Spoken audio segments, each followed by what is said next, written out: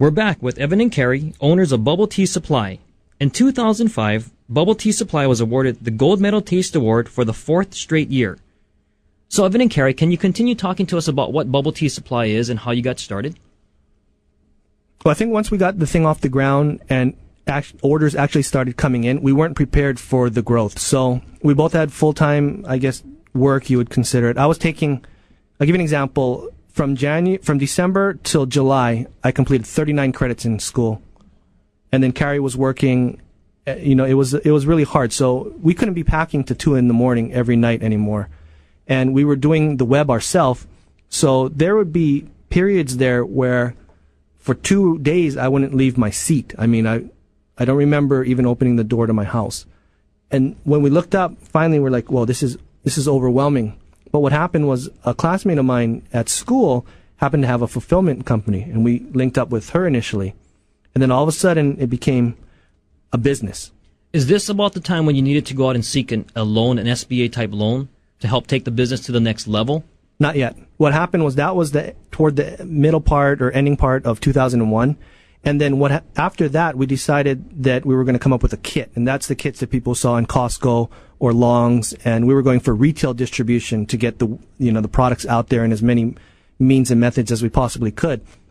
So our revenue went up 6 times in 1 month by doing that. But the problem is that we didn't have enough money to have the inventory. So we had to go and get a loan. That's when we talked to SBDC, and they helped us with the SBA loan. We ended up getting that. But the problem with that is we had entrusted somebody to handle the ordering because he was supposed to know what's going on. And he ordered over $100,000 worth of product, and demand stopped for the retail. How old so were you? We threw it away. Wow, that's really amazing. We threw away product that we didn't even own. Wow. We owed money on it. How old were you at that time? How old were we? Maybe 25. I was 25 and Evan was 26. No, I was about 29. Because it's 2001. 2001. I was 29. So now today, bubble tea is much more established. A lot of the growing pains are out of the way. So where does the business stand today, and what are the plans for the business, I guess, in moving forward? I think for Bubble Tea Supply, it really got stable in the middle of 2002. What happened was the initial fulfillment company could not handle the amount of work anymore. And we were stuck because Kari was about 5 months pregnant. We were about a month away from going on a 2 or 3 week trip through Taiwan. We were stuck. And I thought, oh my gosh, I'm going to have to do everything again. I'm going to have to deliver. I'm going to have to fulfill, take orders. We were stuck. Oh yeah, and I was delivering pregnant. Yeah.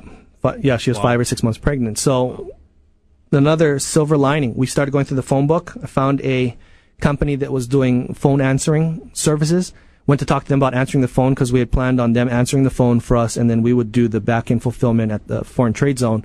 But what happened was they were able to do it, the fulfillment and everything, and that's where we started our relationship with them in the middle of 2002. We've been with them ever since, and the relationship has been really excellent. That's what really opened up a lot of our time. Instead of doing a lot of day-to-day things, we could now do real business development. In finding that fulfillment business, was that like a yellow page thing, or was that word of mouth thing? Man. Amazing. But then we did find other people that used them, and we're happy with them. Yeah. So we were able to check the references through people that we knew. A friend of mine who was doing the Hawaii, Hurricane Popcorn, also used them, so he had vouched for them also.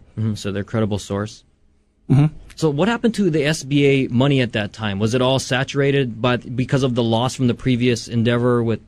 Luckily for us, the business picked up, and we had paid that off after about 1.5 years total. Wow, that's really good. Yeah, and now we have no debt on that whatsoever. So where do you want?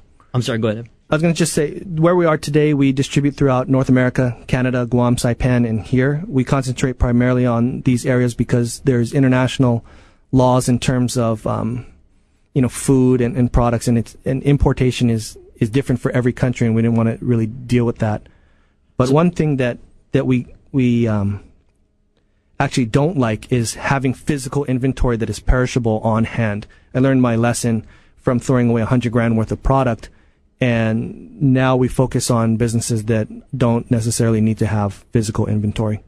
So as far as this business is concerned today, what is your day-to-day routine, if there is any? Is there any marketing because you're in so many different locations throughout the country? That's for Kari. I think we're somewhat hands-off. Evan does do the periodical marketing emails or periodic e-commerce type of thing. And I handle the product and the inventory. The fulfillment is handled by our fulfillment center. Our calls are handled by the fulfillment center, and they're really incredible people that have a real grasp on their employees, that provide better customer service that Evan and I could ever provide.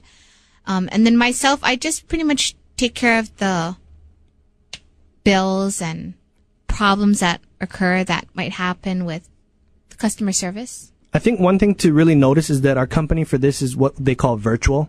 So we actually don't necessarily have physical office space. We do have physical office space on Liliha Street where, we distribute out of and so on. However, everything else is virtual. Accounting, legal is outsourced. Fulfillment is outsourced. Warehousing is outsourced. Shipping is outsourced. Web, computer is outsourced. So people always ask, well, what exactly do you do?